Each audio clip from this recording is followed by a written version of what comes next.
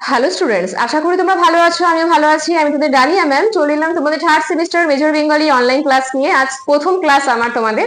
তো সবার প্রথমে বলি যে আমরা ক্লাসগুলো শুরু করে দিয়েছি, তোমাদের অনলাইন ক্লাসগুলো।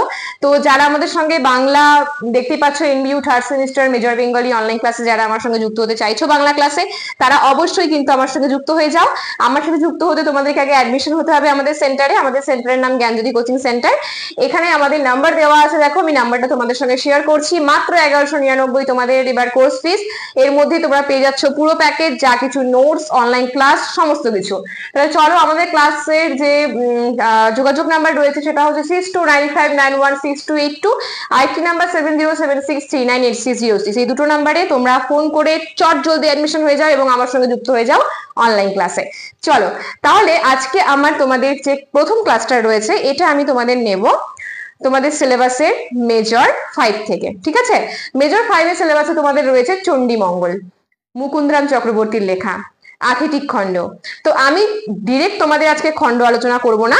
আমি আজকে আগে তোমাদের যার লেখা অর্থাৎ মুকুন্দরাম চক্রবর্তী কবি পরিচিতি, কিছুটা রচনা যে রয়েছে তার সেই সম্পর্কে কিছুটা আলোচনা করব। পরের দিন আমি তোমাদের মূল যে আমার আলোচনা রয়েছে চণ্ডীমঙ্গলের আথেটিক খণ্ড, সেটা নিয়ে আলোচনা করব। তো চলো আজকে জেনে নিই আমরা চণ্ডীমঙ্গল মুকুন্দরাম চক্রবর্তী সম্পর্কে, কিছুটা কাব্য সম্পর্কে, কিছুটা কবি সম্পর্কে। চলো, জন্ম চৈতন্য যুগের কবি, চৈতন্য যুগের একজন কবি, 16 শতকের। ঠিক আছে, তার নাম মুকুন্দরাম চক্রবর্তী। মুকুন্দরাম চক্রবর্তীর জন্মস্থান ছিল বর্ধমান জেলার রামুন্না গ্রামে। পিতা ছিলেন হৃদয় মিশ্র, মাতা দৈবকী, এবং তার উপাধি কিন্তু কবি কঙ্কন। তিনি কবি কঙ্কন উপাধিটা পেয়েছিলেন বাঁকুড়া রায়ের পুত্র রঘুনাথ রায়ের কাছ থেকে। যখন তিনি চণ্ডীমঙ্গল কাব্য রচনা করলেন, তারপর রঘুনাথ রায় এই কবি কঙ্কন উপাধিটি মুকুন্দরাম চক্রবর্তীকে দিয়েছিলেন, অবশ্যই অভয়মঙ্গল কাব্য রচনার জন্য। কৌলিক পদবী, মুকুন্দরাম চক্রবর্তীর কৌলিক পদবী ছিল মিশ্র। এটা ভালো মতো মাথায় রাখবে। তার যে রচিত গ্রন্থ, আমি তো নাম তোমাদের বললামই, চণ্ডীমঙ্গল, অভয়মঙ্গল, যে কোনো একটা বললেই হবে। আরো নাম আছে, আরো অনেকে অনেক নামে ডাকে। কেউ বলে অম্বিকা মঙ্গল, কেউ বলে গৌরী মঙ্গল, ঠিক আছে, কেউ বলে নতুন মঙ্গল। এইভাবে বিভিন্ন নামে কিন্তু অভয়মঙ্গল কাব্যকে ডাকা হয়। এই যে কাব্যটি, এই চণ্ডীমঙ্গল কাব্যের 4টা খণ্ড দেখতেই পাচ্ছ। 4টা খণ্ডের মধ্যে বন্দনা খণ্ড, দেবখণ্ড, আথেটিক খণ্ড, বণিক খণ্ড আছে। মূল আথেটিক খণ্ড, বণিক খণ্ড দুটো মাথায় রাখবে। তোমাদের সিলেবাসে কিন্তু এই বণিক খণ্ডটা নেই, তোমাদের আছে আথেটিক খণ্ড। তার মানে শুধুমাত্র একটা কাহিনী তোমাদেরকে জানতে হবে, আথেটিক খণ্ডর কাহিনী। আর এই আথেটিক খণ্ডের যে কাহিনী রয়েছে, সেখানে আমরা যে চরিত্রগুলো পাবো, একটা হচ্ছে কালকেতু, একটা ফুল্লরা। এই কালকেতু ফুল্লরা আসলে কে? কালকেতু হচ্ছে নীলাম্বর, স্বর্গের চরিত্র। ফুল্লরা হচ্ছে ছায়া। এরা কারা, স্বর্গে এদের পরিচয় কি, মর্তেই বা এরা কিভাবে এলো, সমস্ত কিছু আলোচনা করব আমি তোমাদের আথেটিক খণ্ড যখন আলোচনা করব সেখানে। এই যে চণ্ডীমঙ্গল কাব্যটি মুকুন্দরাম চক্রবর্তী লিখেছিল পয়ার ছন্দে। কি ছন্দে? পয়ার ছন্দে। ভালো মতো মাথায় রাখবে।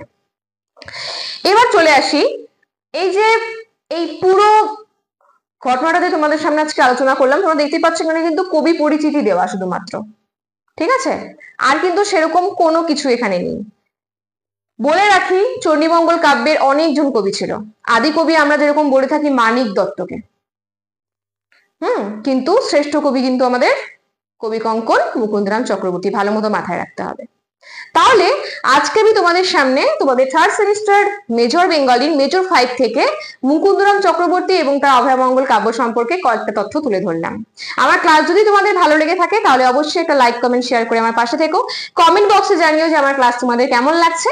আর তোমাদের প্রত্যেককে বলছি, যারা আমার সঙ্গে যুক্ত হয়ে গেছো ইতিমধ্যে, তারা তো ক্লাস করছো, সামনের সপ্তাহ থেকে তোমাদের ক্লাস শুরু হয়ে যাচ্ছে। আর যারা এখনো আমাদের সাথে মানে যুক্ত হওনি, তারা খুব তাড়াতাড়ি আমাদের দেওয়া নাম্বারে যোগাযোগ করো।